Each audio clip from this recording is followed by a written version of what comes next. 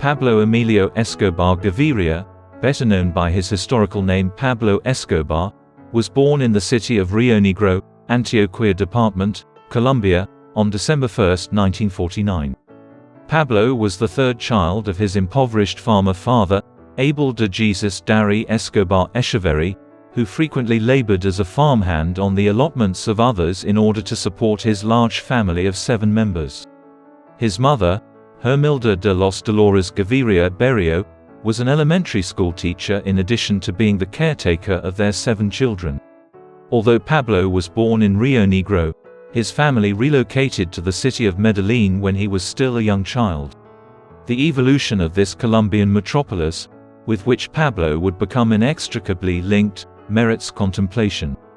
The location was initially inhabited by the Spanish in the 1610s, during which time they supervised the formation of a mixed-race community. In 1819, when the Republic of Gran Colombia, which included present-day Colombia, Venezuela, Ecuador, and Panama, declared its independence from Spain, Medellín had already established itself as a regional capital in the Ibarra Valley adjacent to the Andes Mountains in the northwestern part of Colombia. This was due to its exponential growth over the subsequent 2 centuries. Medellín experienced a concurrent economic and demographic transformation with the advancements of Latin America during the late 19th and early 20th centuries.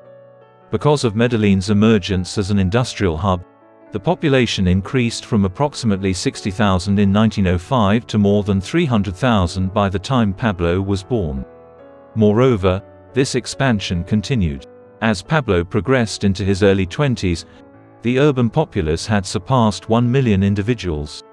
As a result of his involvement in the wildly proliferating criminal enterprises that had emerged throughout the city amidst the urban squalor that prevailed, Medellín had become the industrial capital of the country and the second largest.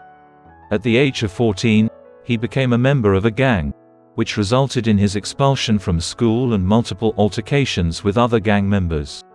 One of these encounters pitted him against Julio Telio Garces. He ultimately lost, but Pablo remained undeterred. Pablo was sentenced to his first few nights in a Colombian prison following an altercation with a certain Julio Gaviria in which he brandished a firearm and shot him in the foot the following time they encountered. The incident was duly reported to the police.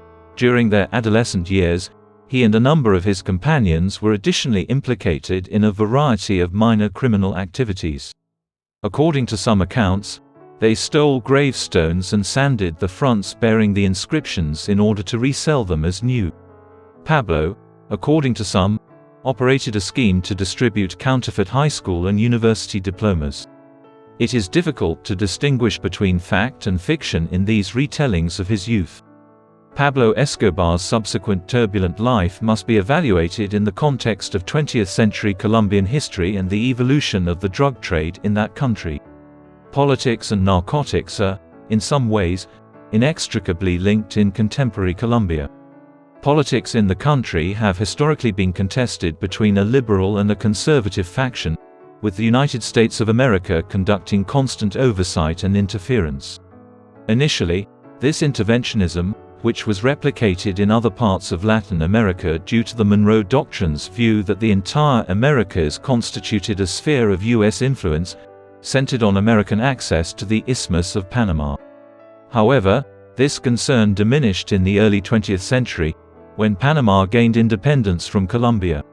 Moreover, conservative politicians frequently sided with American business interests that attempted to control the trade of bananas, coffee, and other products throughout Central and South America during these decades. This resulted in a nation characterized by an economically regressive system and widespread destitution. However, in the immediate run-up to Pablo's birth, Colombia experienced a phase of populist governance under the liberal faction's attempt to ameliorate the nation's financial difficulties and achieve a more equitable redistribution of its wealth. The assassination of populist politician Jorge Eliezer Gaitán in 1948, the year before Pablo was born, precipitated a significant schism between the liberal and conservative factions in Colombia and contributed significantly to the political instability of contemporary Colombia. Following a decade of civil war referred to as La Violencia, or the violence, during which more than 200,000 people were killed across the nation, the two factions reached an uneasy agreement to establish a coalition in which they would alternately hold power within the framework of a national front. Furthermore, in the years that followed, this nascent government, encouraged and supported clandestinely by the United States, cracked down on the more left-leaning factions within Colombian politics, particularly Leninist Marxist communist organizations, with the intention of averting Colombia from emulating the recent development of Cuba as a Russian ally in the Americas. The ensuing period, which commenced in 1964, witnessed the emergence of a guerrilla war that continues to this day in various forms. This conflict is primarily between the Colombian government and the Revolutionary Armed Forces of Colombia, or FARC, although additional paramilitary entities operating in rural regions of Colombia have also been engaged in the Colombian conflict. Rapidly, the FARC and other rebel organizations came to control substantial portions of rural Colombia. In the 1960s and 1970s, global demand for illicit substances increased dramatically, especially in the United States and Europe. This period was the epicenter of this phenomenon. Initially, marijuana was the preferred substance, but as the cost of manufacturing and transporting narcotics into the United States rose, cocaine, a refined and processed powder derived from the coca plant's leaves, became the primary source of revenue. Colombia is an ideal location for the cultivation of coca plants. In the 1960s, the country's expanding rural forests and rising lawlessness propelled it to the forefront of cocaine production on a global scale. Although the FARC did not initially engage in the production and exportation of cocaine, they did permit such activities to occur in the territories under their control in Colombia and imposed taxes on the producers. This revenue was crucial for the FARC to sustain its civil war against the government through the purchase of arms and other supplies. Significantly later, the FARC and other factions would initiate production activities. Therefore, the Colombian cocaine industry's production during Pablo's ascendancy and at his height is inextricably linked to the nation's political climate in the latter half of the 20th century. During the latter part of the 1960s, Pablo Escobar emerged into this world. The individual who would later declare himself to be a decent man who exports flowers was, at the very least, marginally entangled in organized crime in Medellín by the time he was in his late teens. Together with Oscar Bainel Aguirre, he was involved in the sale of illegal cigarettes and grand theft auto. The two individuals and their cohorts were responsible for several notorious abductions and collected substantial ransoms. Furthermore, Escobar was even more ambitious. In pursuit of amassing wealth expeditiously, he was prepared to partake in any creative endeavor necessary to obtain financial resources.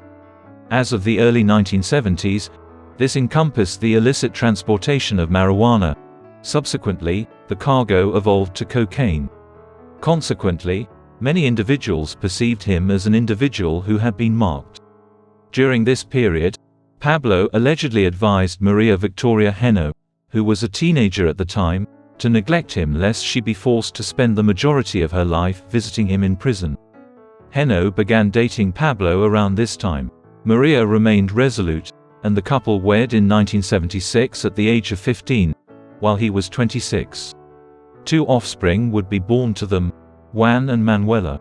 Pablo first became entangled in the expanding cocaine trade in the mid-1970s, just prior to his matrimonial union with Maria. Griselda Blanco, an additional smuggler, introduced him to the enterprise. During the 1960s, cocaine occupied a relatively minor position on the drug market in the United States, as more prevalent substances including marijuana, LSD, and heroin were gaining prominence. In contrast, cocaine use skyrocketed throughout the United States during the 1970s, especially as the disco scene expanded in cities like New York and Miami. Subsequently, the cocaine market in Colombia and Latin America as a whole experienced a tremendous expansion. This predicament facilitated the entry of drug cartels and small-scale operators, including Pablo, into the industry during the mid-1970s in Colombia. Pablo was initially employed by established traffickers in Medellín, who commissioned him to transport shipments of coca paste to processing facilities in and around Medellín and the surrounding area, where it was completely transformed into powdered cocaine. Pablo quickly eliminated a number of intermediaries and established his own operations to transport large quantities of completely processed cocaine via multiple routes from Colombia to the United States. Unbeknownst to them at the time, Pablo and his associates had established the foundations of the organization that would later be called the Medellín Cartel. The Medellín Cartel was nearly extinguished prior to its true initiation. Pablo, along with a number of others, was apprehended in May 1976 while en route to Medellín with an enormous shipment of 18 kilograms of coca paste. Pablo's initial inclination was to attempt to bribe the individuals responsible for his detention, and subsequently the judges in Medellín. Pablo abandoned this plan and instead attempted to assassinate the arresting officers in an effort to compel them to recant at his trial. It is apparent that the potential hazards that arose from the pursuit of Escobar influenced the authorities' ultimate decision to withdraw the case. Although he escaped without consequence, the way in which he expunged the allegations served as an illustrative example of Pablo's strategy for the following 15 years. If it helped him gain an advantage over his rivals or evade apprehension by the authorities, Escobar consistently demonstrated a readiness to resort to violent means. Furthermore, it is critical to bear this in mind when evaluating Pablo Escobar. He persistently attempted to portray himself in subsequent years as a modest drug trader who held the belief that drugs would eventually be legalized. However, beneath these self-serving personas lurked an individual who had orchestrated tens of thousands of fatalities throughout the years. In the late 1970s, Escobar and the Medellín Cartel experienced a period of tremendous prosperity, which was not solely attributable to the growth of the cocaine market in the United States, but also to the cartel's development of several highly efficient methods for importing the drug into the country. In 1976, shortly after their release from a Connecticut prison, Carlos Leder, a German Colombian, and George Jung, an American from Massachusetts, two mid-level drug smugglers, entered into the employment of Pablo Escobar. Leder was incarcerated in Danbury Prison in Connecticut as a result of his involvement in the smuggling of marijuana and the sale of stolen vehicles. On the other hand, Jung was involved in an operation aimed at transporting marijuana from Mexico to California, further facilitating its cross-border shipment to New England, where it was sold for a substantial amount in excess of its original purchase price. Nonetheless, they devised a strategy at Danbury to enter the burgeoning cocaine traffic. As a result, they immediately began transporting cocaine into the United States from Colombia via the Caribbean, with Miami, Florida serving as their primary transit point. Initially, Escobar engaged the services of the two individuals to aid in the expansion of his enterprise through the transportation of ever-increasing quantities of cocaine into the United States. However, this would rapidly grow. Carlos Leder commenced the acquisition of property on Norman's Cay, a Bahamian island, in 1978 with the explicit purpose of transforming it into a cocaine depot serving as a conduit between Colombia and the United States. During the subsequent months, he coerced local proprietors into selling their properties and even took the lives of several residents. Additionally, the volatile and paranoid Leder largely dissuaded Jung from participating in the operation at this time. Consequently, he nearly transformed the island into his personal fiefdom within a few months, and he subsequently spent millions of dollars constructing a runway and warehouses. Over the subsequent years, Norman's Cay served as the personal airport of the Medellín Cartel in the Caribbean, near the largest cocaine market in the world and off the coast of the United States. Massive shipments of Escobar's cocaine were transported to the island via large aircraft, where they were offloaded and transferred onto smaller aircraft that could clandestinely enter the United States. During the height of operations, more than 300 kilograms of cocaine were delivered daily to Norman's Cay, generating billion-dollar fortunes for Escobar, Leder, and their associates. Because of his immense fortune, Leder made two separate offers to settle the Colombian national debt in order to evade legal action for his alleged crimes. Barry Seal was another prominent associate during this time period. Seal was an airline pilot from the Southern American state of Louisiana, in the city of Baton Rouge. Similar to Leder and Jung, he had initially entered the drug trade during the mid-1970s by transporting marijuana shipments from Mexico. However, he soon realized that the more lucrative opportunity lay in the transportation of cocaine, which was both more valuable and more compact. By 1981, he had forged affiliations with Escobar and the Medellín Cartel, and had established a methodical enterprise. Over a dozen small aircraft capable of flying low and evading radar detection in American airspace were utilized by Seal. These aircraft would approach Louisiana airspace via the Gulf of Mexico, where they would subsequently discharge the parcels into predetermined locations in a rural region. Seal subsequently dispatched a ground team to recover the packages, which were subsequently transported to Florida and integrated into the East Coast distribution network of the Medellín Cartel. However, Seal's collaboration with Escobar took on a dual nature. In 1983, the United States Drug Enforcement Agency, DEA, indicted him in the country. By early 1984, he had commenced his employment as a U.S. government informant, where he furnished comprehensive details pertaining to Pablo Escobar and his enterprise. Escobar ultimately uncovered this and ordered the assassination of Seal in February 1986. As Seal delivered parcels over Louisiana and Leder annexed Norman's Cay into a private fiefdom as an offshoot of the Medellín Cartel, Escobar established his own private kingdom in Colombia. Pablo, situated approximately 150 kilometers east of Medellín, acquired 20 square kilometers of land surrounding Puerto Triunfo with a portion of the earnings from his business. He and his family constructed the expansive Hacienda Naples, or Naples Estate, at this location. This included a Spanish colonial mansion, a sculpture park, and a zoo stocked with exotic creatures, including ponies, hippos, antelopes, elephants, giraffes, zebras, and hippos, all of which Escobar had imported into Colombia. A considerable number of hippos, many of which were introduced into the hacienda at Escobar's behest, have since established a population of feral and wild hippos in this region of Colombia.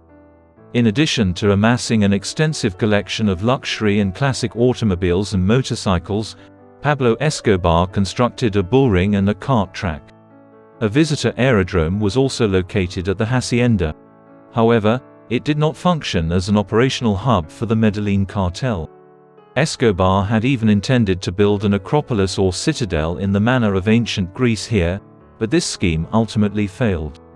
Neither was this the sole significant asset that Pablo obtained. Surprisingly, despite being one of the largest importers of cocaine into the United States, Escobar was able to acquire a massive pink mansion registered in his own name on Miami Beach, Florida, in the late 1970s. This was because Escobar was not a notorious drug lord at the time. However, the US government would subsequently seize the same property. Escobar also amassed a vast estate on the island of Isla Grande, the Great Island, in the Caribbean. Just over 20 miles off the north coast of Colombia, the Islas del Rosario constitute a significant archipelago of islands, of which this is the most sizable. Similar to the Hacienda Naples, Escobar constructed an opulent estate at this location, which featured a mansion, supplementary apartments, imported fauna, swimming pools, and a helicopter landing platform to facilitate ingress and egress. Furthermore, these were merely the most opulent Escobar properties amassed through the illicit profits of the Colombian drug trade. The Medellín Cartel possessed hundreds of properties across the nation, frequently utilized for the sole purpose of concealing its money in extraordinarily elaborate ways. Into the early 1980s, Pablo's enterprises continued to expand without interruption from the late 1970s onward. During this period, his past was marked by relative anonymity in contrast to his subsequent notoriety as El Patron, commonly referred to as the boss or the king of cocaine.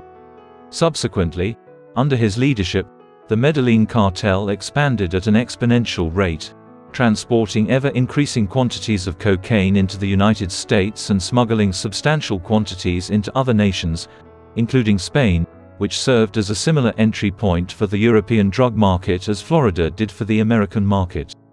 The transportation of the drugs became increasingly complex, even involving the use of boats that towed tiny submarines laden with the powder. Within a short period of time, Escobar's organization successfully transported numerous metric tons of cocaine into North America and Europe on a weekly basis, generating enormous profits of up to $20 billion annually and $60 million per day. As a result, the cartel's activities extended beyond Colombia, and by the early 1980s, it had procured coca substance from plantations that had been established in neighboring nations, including Peru and Bolivia. The enterprise had established a sector across the entirety of South America.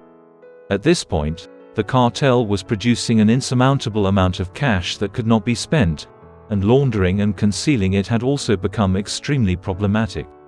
A significant portion of it was laundered via Panama, frequently by purchasing gold and then refining it into forms that could be exchanged for clean currency in other nations. But there were limitations to even these approaches. As a result, substantial portions of the funds were concealed in properties throughout the nation, where few would have suspected their presence, rather than being spent. Furthermore, it is worth noting that the cartel obtained a mansion that featured an installed retractable jacuzzi. Beneath this was a concealed compartment containing tens of millions of dollars.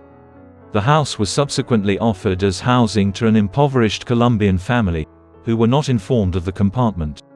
The only stipulation was that they were required to vacate the premises on occasion whenever funds were withdrawn or deposited into the compartment. Unsurprisingly, some of this money continues to be discovered at present. Nicolás Escobar, the nephew of Pablo, discovered $18 million concealed in the wall of one of the former residences of Pablo in 2020. It is not the first time that enormous sums of money have been inadvertently discovered in the erstwhile properties of Escobar and the cartel. Profitability accompanied by an ever-increasing likelihood of apprehension grew. Extradition was a significant concern for Escobar and other conspirators affiliated with the cartel. The extradition treaty between the Colombian government and the administration of U.S. President Jimmy Carter was signed in September 1979. According to the terms of the agreement, Colombian drug smugglers responsible for the substantial importation of cocaine into the United States could be extradited to the country to face criminal prosecution. The ratification of this treaty in March 1982 presented Escobar with a significant peril. Should he be apprehended and convicted in Colombia, the prevailing corruption within the nation would afford him the opportunity to either evade conviction or receive a prison term under extremely lenient conditions. Nevertheless, in the event of extradition to the United States and subsequent conviction, he would almost certainly be sentenced to life in a maximum security facility. During the early to mid-1980s, Escobar and a number of his associates launched a terrorist campaign consisting of abductions, assassinations, and bombings of key figures in Colombian politics, law enforcement, and the judiciary. The objective of this campaign was to coerce these entities into reneging on the extradition treaty. Nevertheless, despite its intended impact, the apprehension of being extradited persisted as a pervasive concern for traffickers, including Escobar in Colombia, throughout the 1980s. In order to mitigate the potential for extradition, Pablo endeavored to amass widespread public support across Colombia. An enormous portion of Escobar's mystique originated from his self-constructed persona as a Colombian Robin Hood. During its early years, Pablo and the cartel's activities were viewed as having minimal negative impact on average Colombian citizens. The social repercussions of their actions transpired in the United States, a nation that was perceived by numerous Colombians as an imperial aggressor in Latin America, situated at a considerable distance away. In an effort to further mitigate the negative perception of Pablo, significant portions of the enormous quantities of money that were daily entering the cartel's coffers were donated away. In certain instances, he bestowed free cash donations upon the residents of Medellín. Conversely, he allocated substantial financial resources towards construction endeavors encompassing both Medellín and the nation at large. These included parks, football stadiums and civic amenities. For a time, he even permitted public access to the menagerie at Hacienda Nápoles without charge. Among the most substantial investments was the expansion of the road system encircling Medellín. As a result of its rapid development in the 20th century, the city was currently beset by traffic congestion, which Pablo's funds helped alleviate to some degree. Escobar would ultimately pose as Santa Claus and distribute expensive gifts in impoverished neighborhoods during the holiday season. This earned him the admiration of a great number of Medellín and Colombian citizens at large. In spite of these endeavors to mitigate his reputation, Pablo was widely recognized in the early 1980s as the leader of the notorious Medellín Cartel and was a wanted individual. As a result, he provided an unconventional response. He pursued additional notoriety. He entered the political arena in Colombia in 1982, running for the Colombian Liberal Party. Pablo argued that by permitting Washington to extradite and prosecute Colombian citizens in its own country, thereby relinquishing a portion of Colombia's sovereignty to the United States, the president of Colombia, Julio César Turbay, was effectively ceding some sovereignty to the United States. His campaigning in this regard centered on the extradition treaty that was about to be signed between the United States and Colombia. Nonetheless, Pablo had his detractors during the course of the campaign, some of whom were silenced by gunfire. One ardent dissenter during a debate in Medellín charged that Escobar had entered politics for personal gain. Subsequently, the individual was apprehended by the Medellín police, some members of which were employed by the cartel. He was subsequently surrendered to Escobar's henchmen and mysteriously reappeared days later bullet-riddled in the streets of Medellín. By employing a strategy that combined intimidation and populism, Escobar succeeded in attaining the seat of the Colombian Chamber of Representatives in March 1982. The approach taken by Pablo when he entered Colombian politics was debatable. Although it served as a pretext for his unlawful undertakings and enabled him to contest the extradition treaty from within the Chamber of Parliament, it brought him an inordinate amount of unwarranted attention. Moreover, this incited the reactionary political establishment in Colombia to initiate efforts aimed at deposing him. In the past, he was among numerous drug traffickers operating within the nation, albeit the most prosperous. At this moment, he was attempting to undermine the political establishment of the nation on purpose.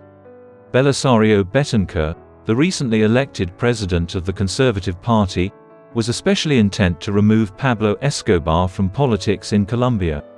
In pursuit of this objective, Betancourt launched a campaign against Pablo in the summer of 1983. To begin with, he designated Rodrigo Lara Bonilla as the Minister of Justice, urging him to adopt a more proactive approach in the prosecution of drug traffickers in Colombia, with Pablo being the most prominent example. Concurrently, a media campaign was initiated against Pablo Escobar, which culminated in an extensive article published in the El Espectador newspaper that evaluated his earlier apprehension in 1976. This provided comprehensive information regarding the events that transpired, Escobar's subsequent attempts to conceal his detention, and the strategies he employed to evade prosecution. Pablo came under unwelcome media scrutiny after becoming synonymous with the illicit trade of drugs in Colombia. His customary initial response was in response to this undesired attention. He deliberated on the possibility of assassinating the editor of El Espectador and directed cartel members to purchase as many copies of the newspaper's edition as possible in an effort to reduce its readership. However, as the days passed, additional news began to surface, thereby expanding the scope of the issue beyond the contents of El Espectador. Some of these articles delved into Pablo's personal life and detailed how he had initiated an affair with Virginia Vallejo, a renowned Colombian television host. Following Vallejo's historic achievement of being the inaugural journalist to conduct an individual interview with Escobar, a personal connection between the two had begun to form. The outcome was a domestic and public crisis for the trafficker, as his spouse Maria forcibly evicted him from the family residence and issued a divorce threat. The situation was only resolved through extensive pleading. However, Pablo's affair with Vallejo persisted intermittently for an additional decade and was not officially terminated until 1987. The investigation into Pablo's detention in 1976 was reopened in late 1983 by the Superior Judge of Medellín, Gustavo Zuloaga, as Pablo was now attracting an excessive amount of attention. The United States Embassy in Bogotá revoked Pablo Escobar's American visa at the same time that the Colombian Congress voted to revoke his special immunity as a parliament member. Consequently, he made the decision to withdraw from the political sphere, cognizant of the fact that his strategy to gain greater immunity from prosecution through involvement in politics had, in fact, backfired. Furthermore, on January 20, 1984, he tendered his resignation from the Colombian Chamber of Representatives in a letter that proclaimed the following: "I shall persist in opposing oligarchies and injustices, as well as backroom deals that foster a flagrant disregard for the needs of the people.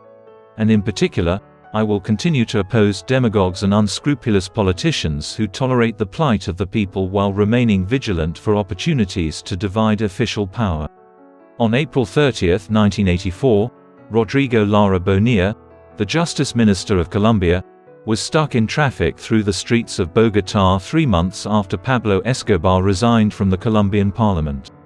Bonilla had vowed to prosecute Escobar and the other major traffickers in the country. As Bonilla sat in his car, a Yamaha motorbike pulled up next to him. 2 males were present on it. Ivan Dario Guisardo, the rear passenger, drew out an Uzi submachine gun and opened fire on Bonilla's vehicle as he was behind the wheel. The Minister of Justice was fatally struck by multiple bullets and died immediately. Pablo's act, which resulted in the deaths of Guisardo and Byron Velázquez, shortly after Bonilla's bodyguards returned fire, was determined to have been in compliance with Escobar's directives and constituted an effective declaration of war against the Colombian government. The authorities, perceiving this, subsequently took steps to completely execute the extradition treaty with the United States. Pablo, meanwhile, and his family made a temporary departure from Colombia, establishing themselves in northern Panama before briefly visiting Nicaragua during the mid-1980s. Nicaragua was afflicted by a severe civil conflict at the time. Pablo, upon his late 1984 return to Colombia, was resolved to intensify his dispute with the government. Subsequently, he established communication with the 19th of April movement, also known as M19, a paramilitary organization in Colombia founded in the 1970s that had grown to be the second largest after the FARC.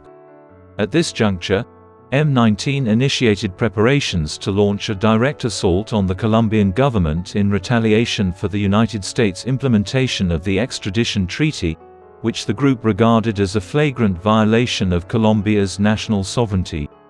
Pablo provided financial and logistical assistance in addition to encouragement for the attack. Thus, on November 6, 1985, approximately 30 M19 guerrilla combatants stormed the Palace of Justice in Bogotá, the seat of the Colombian Supreme Court, and captured over 300 people, including the majority of Supreme Court judges. Then, calls for the renouncement of the extradition treaty and for President Betancourt to resign and face charges were issued as demands. In the interim, the palace was encircled by the Colombian army, which was preparing to assault the structure if necessary. Pablo had initiated a comprehensive military confrontation in the heart of the capital city of Colombia. Obviously, the demands put forth by the M19 combatants at the Palace of Justice could not be exceeded in any way. However, on the morning of November 7, the day following the commencement of the assault, potential for negotiation appeared to exist. Early that morning, a prominent hostage, a state councillor named Reynaldo Archiniegas, was agreed to be released by the paramilitary combatants within. With the passage of time, however, the mood deteriorated. Subsequently, at 2 p.m., immediately following lunch, General Jesus Armando Arias Cabrales, the commander of the army division situated beyond, issued an order to assault the structure. In the hours that followed, nearly 100 individuals were slain within the palace, including half of the 24 justices of the Colombian Supreme Court and nearly all of the M19 fighters. Nevertheless, the incident had yielded an unforeseen advantage for Pablo. Significant portions of evidence and documentation concerning the most prominent traffickers in Colombia were obliterated in the palace assault. Previously, it was hypothesized that the M19 fighters had intentionally set fire to them in order to assist Escobar in evading capture. However, current evidence suggests that the fire that broke out was more likely caused by the explosives used by the army to enter the building. The drug kingpin had unexpectedly benefited from the bloodbath, while Betancourt's government continued to face severe criticism for its management of the incident, which claimed the lives of dozens of individuals, including 50% of Colombia's senior judges. Following the assault on the Palace of Justice, a series of political transformations ensued in Colombia that would ultimately affect Escobar, his family, the Medellín Cartel, and drug traffickers across the nation. Betancourt was severely wounded by the siege's management, and Virgilio Barco easily won the August 1986 election to succeed him as the 27th president of Colombia. Moreover, in contrast to Betancourt, the Barco administration took an even more stringent posture against Escobar and the cartels. In January 1987, months after assuming office, police units apprehended a convoy of Escobar's vehicles, cars and jeeps, en route from Hacienda Nápoles to a safe house in Medellín. This incident provided an indication of his intentions. Pablo was not apprehended because he was traveling independently to his spouse and children. However, Maria and the children, Juan and Manuela, were apprehended and detained in a cell for a number of hours until Pablo's attorneys could summon the courage to secure their release. This development served as an indication of the Colombian government's newfound determination to confront Escobar through any means necessary, and it also indicated that the conflict between the trafficker and the government was escalating. During the mid-1980s, Escobar encountered adversaries beyond the Colombian government. A separate cartel, led by the Orihuela brothers Gilberto and Miguel, José Londano, and Helma Pacho Herrera, arose in the city of Cali, southwestern Colombia, during the late 1970s, just as the Medellín Cartel was developing under Pablo's supervision. Initially, the two factions engaged in cooperative efforts, frequently acting in a shared interest to evade legal complications in Colombia and launder their funds overseas. Concurrently, arrangements were established to partition specific sectors of the cocaine market within the United States. Midway through the 1980s, however, tensions increased, in part due to the efforts of Rodriguez Gacha, a senior member of the Medellín Cartel, to muscle his way into the New York City market, a region that Medellín had historically ceded to California. By late 1987, Cali and Medellín were embroiled in an open conflict characterized by widespread assassinations and multiple bombings. In 1988, one of the latter had the notable achievement of detonating a vehicle bomb in front of Escobar's residence. All of these developments merely compounded the myriad challenges that Escobar encountered during the late 1980s. Pablo's lifelong conflict with the Cali cartel would persist, albeit with fluctuating degrees of intensity. In spite of the ongoing government efforts to apprehend or extradite Cali and the conflict with Cali, the Medellín Cartel experienced its zenith of prosperity and influence during the mid to late 1980s. This surge was primarily propelled by the escalating demand for cocaine within the United States.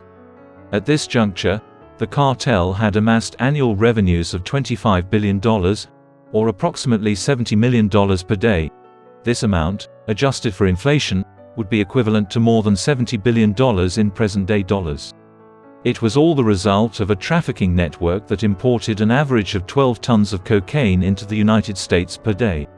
Subsequently, Pablo's brother Roberto, who supervised a significant portion of the cartel's finances and logistics, narrated that the organization spent $1,000 per week on rubber bands to partition incoming funds into stacks.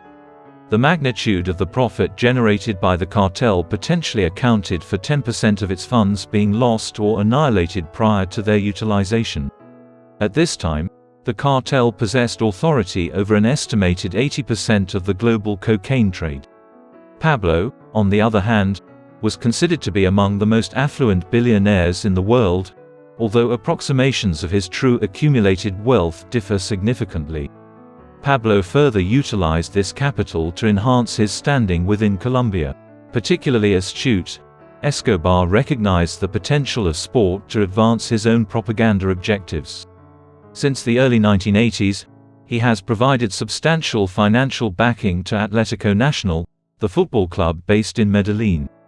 The club went from being a mid-table performer in the Colombian National League to title contenders in a matter of brief years. Foreign players were recruited during the 1980s on lucrative contracts, and some of the finest footballers from Colombia played for the club. Consequently, with a second-place finish in the 1988 championship, the club earned qualification for the Copa Libertadores, the Pan-South American Football Championship, in 1989. Nacional advanced to the Copa final and, via a penalty shootout, defeated Club Olimpia of Paraguay to become the first Colombian team to ever win the prestigious tournament. An investment in the organization yielded numerous advantages for Pablo. It not only garnered him a substantial following in Medellín and throughout Colombia, but also facilitated the laundering of considerable amounts of capital via wagering networks. Eventually, even this business opportunity was shut down, as football authorities in Colombia initiated measures to address the cartel's influence in the sport. An instance of a prohibition on Colombian teams participating in the Copa Libertadores occurred during the early 1990s.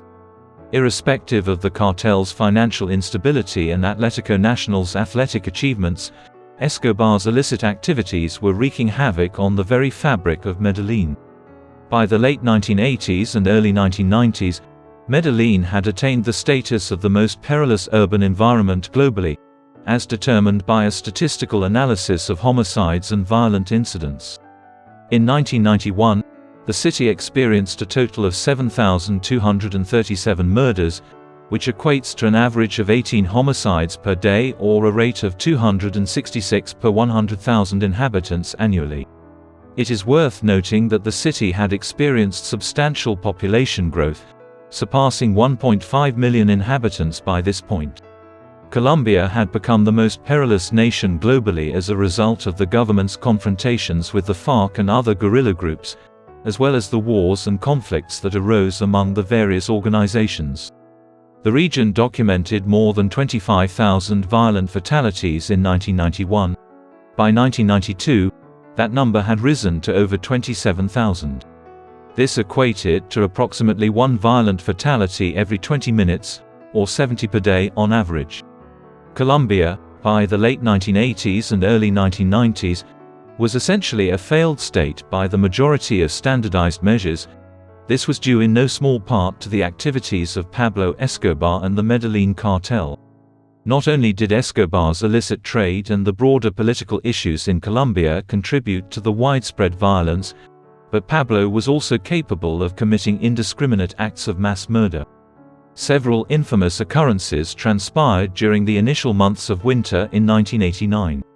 5 minutes after departing from the capital of Colombia on November 27, Avianca Flight 203, a domestic passenger flight from Bogotá to Cali, Colombia, detonated in the atmosphere, resulting in the tragic loss of life of all 107 aboard and 3 others who were on the ground. Pablo had planned the explosion prior to the 1990 presidential election in an unsuccessful endeavor to assassinate César Gaviria Trujillo, a candidate who, if elected, was certain to adopt an especially resolute position against the cartels. 2 weeks later, a truck explosive detonated in the vicinity of the Bogotá Administrative Department of Security. The superintendent of the department, General Miguel Alfredo Márquez, was Escobar's target on this occasion. The truck was loaded with a half-ton of explosives, and the resulting detonation caused fatalities and injuries to more than 2,000 individuals in the vicinity of the structure. Thus, despite his attempts to project an image akin to that of a Colombian Robin Hood, Escobar supervised indiscriminate acts of mass homicide that occurred across Colombia during the latter part of the 1980s. In November 1989, Escobar's endeavors to eliminate César Gaviria Trujillo, a candidate for the presidency of Colombia, were thwarted due to her failure to board Avianca Flight 203.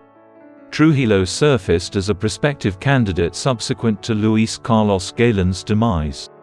Galan, an enduring adversary of Escobar, had made the strategic decision to seek the presidency in 1990.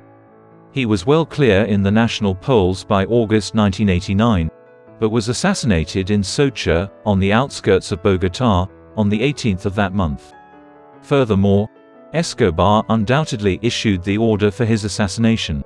In the aftermath of Galan's assassination, Trujillo assumed power, and it became indisputable that Pablo should face rigorous prosecution by the nascent Colombian government following his 1990 presidential election victory. However, a few months later, in 1991, Colombia ratified a new constitution that included the stipulation that it would not uphold the extradition treaty with the United States. This introduced an additional challenge to the situation. Numerous contemporaries and the majority of analysts who have since reached the same conclusion have determined that dozens of members of the National Assembly were corrupted by a diverse group of individuals with ties to the cartels, Escobar in particular, in order to prevent the inclusion of the extradition treaty in the new constitution.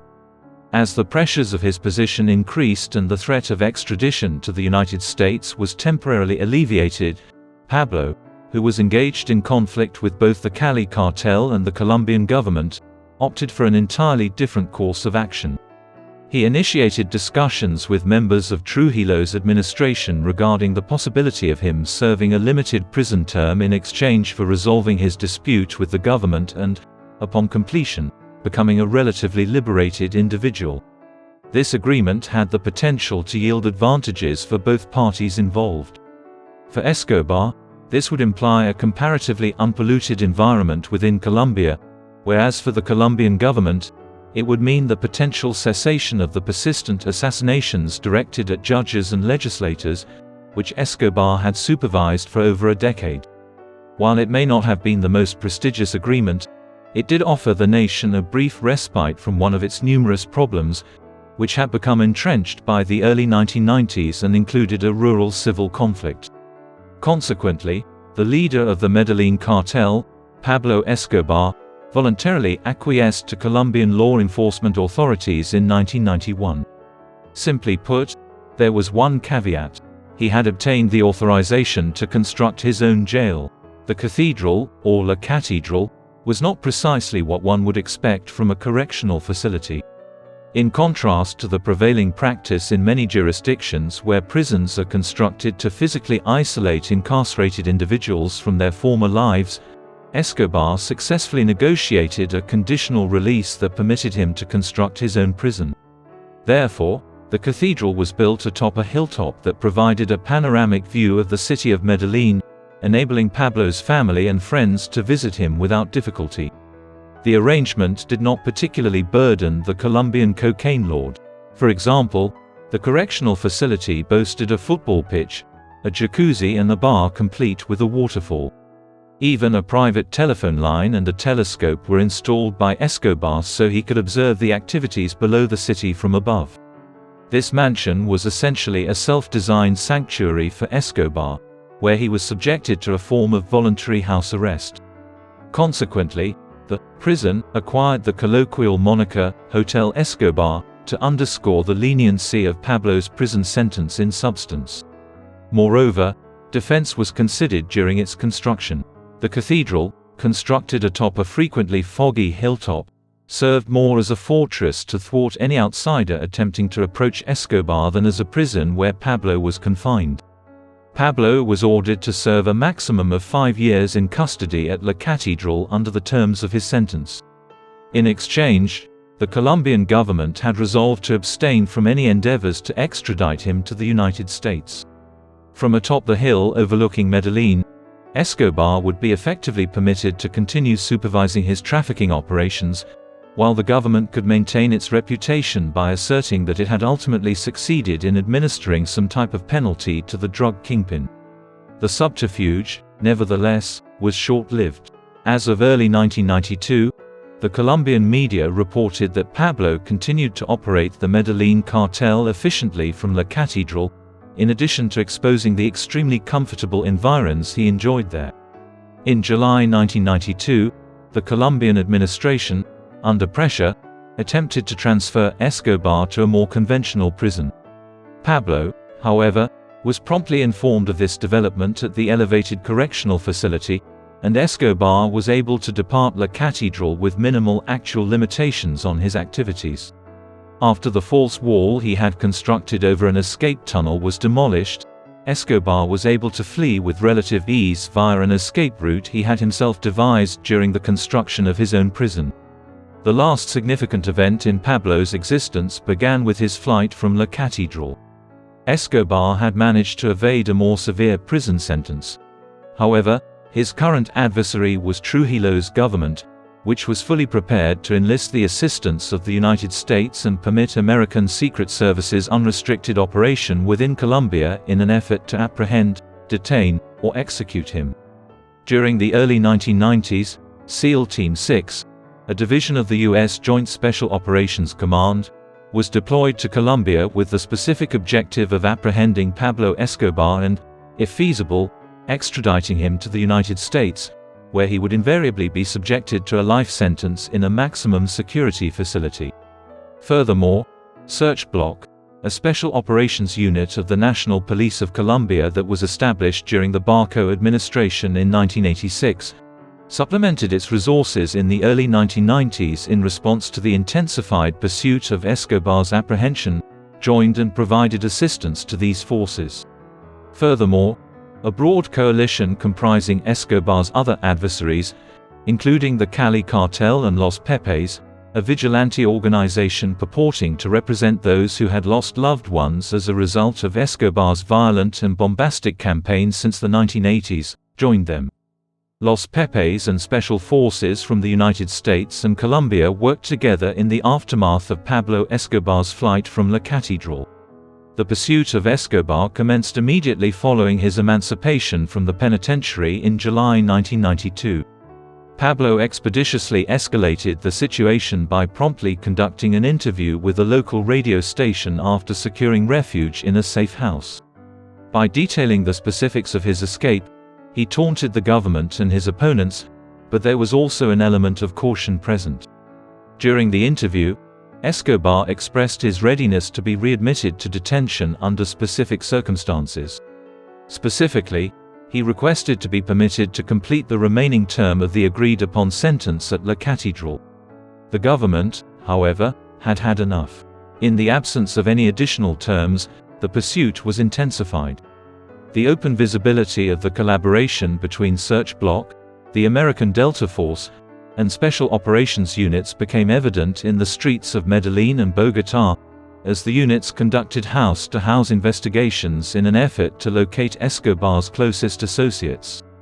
They were on the verge of apprehending the drug kingpin in December 1992 when they conducted a raid on a safe house where he was residing. Pablo had only exited the area a few hours prior.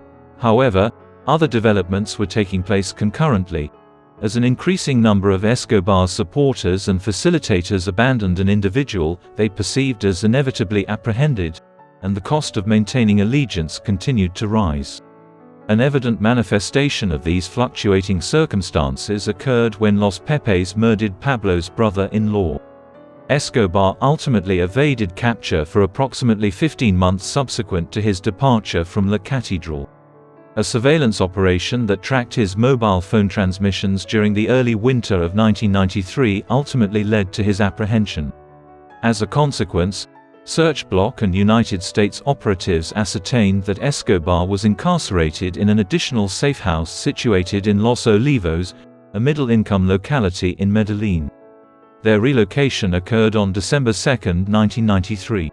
Escobar and his bodyguard that day, Alvaro de Jesus Agudelo, also known as El Limón, fled to the roof of the building and attempted to flee through the roofs of the adjacent houses after an 8-man unit breached the door.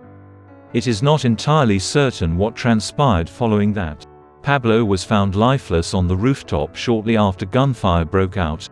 He had been struck in the thigh, torso, and ear. A bullet to the ear entered his brain and ultimately claimed his life.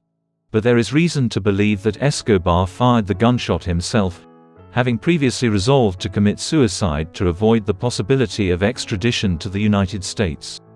Roberto, Pablo's brother and closest confidant, subsequently asserted that Pablo had consistently threatened to shoot himself in the ear if cornered in this manner. In spite of the truth, the outcome remained unchanged. The man known as El Patron, or the Boss, was murdered in Medellín on December 2, 1993, exactly one day after his 44th birthday and approximately 17 years after the formation of the Medellín Cartel. Notwithstanding the atrocities he had committed, Escobar maintained a formidable Robin Hood persona. In all, in excess of 25,000 mourners attended his funeral. Following the demise of Pablo Escobar, the Cali cartel temporarily assumed the role of the preeminent producer and trafficker of cocaine in Colombia. Nevertheless, it encountered formidable rivalry from a nascent organization known as the Norte del Valle Cartel, also referred to as the North Valley Cartel, which originated during the last years of Pablo's existence in the Valle del Cauca area.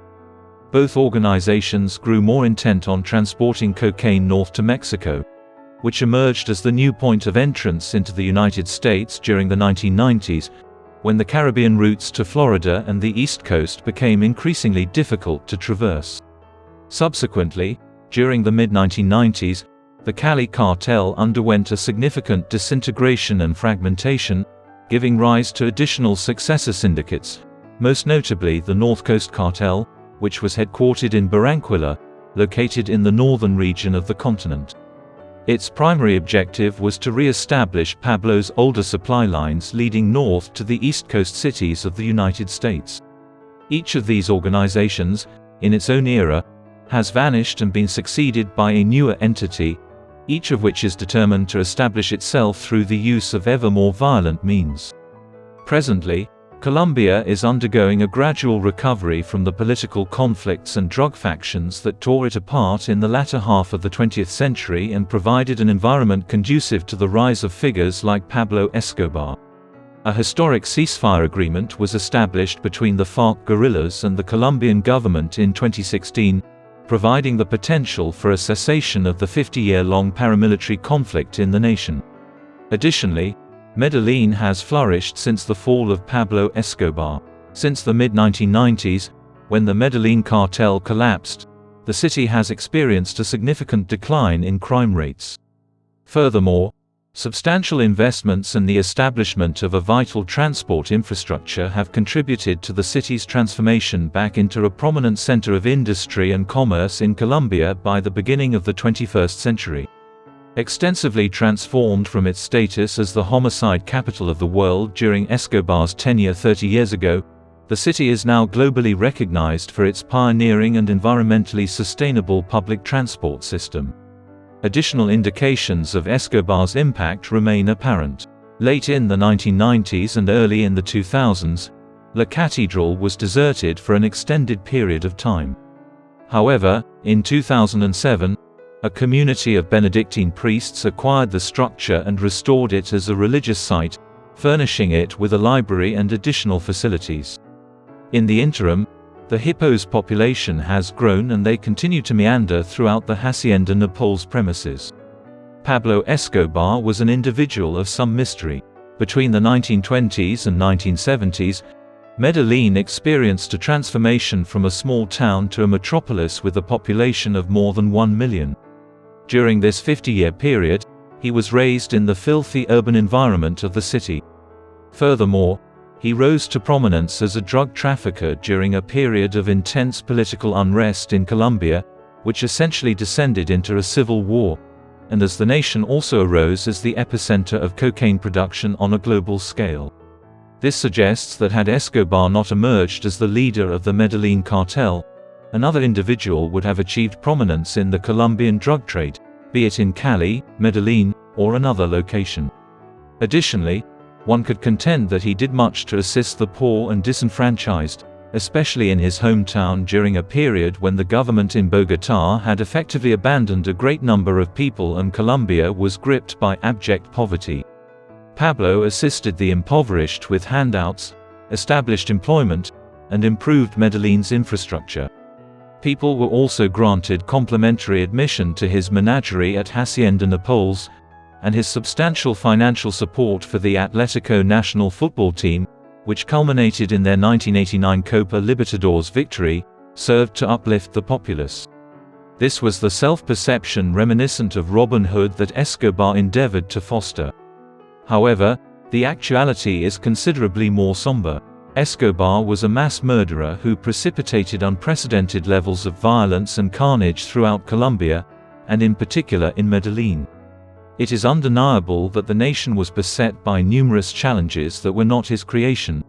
However, it was his progressively resolute endeavors to wage war against the Colombian government and adversaries like the Cali cartel beginning in the mid-1980s that propelled the country to a level where more than 25,000 violent deaths transpired annually, with nearly one-third of those taking place in Medellín alone. Furthermore, while Escobar may have been amenable to donating a substantial portion of his wealth, the majority of which the cartel had already exhausted by the mid to late 1980s, he was equally prepared to sacrifice hundreds or even thousands of innocent bystanders at a time in an effort to eliminate his adversaries, as was the case with Avianca Flight 203 and the November and December 1989 Department of Security bombings.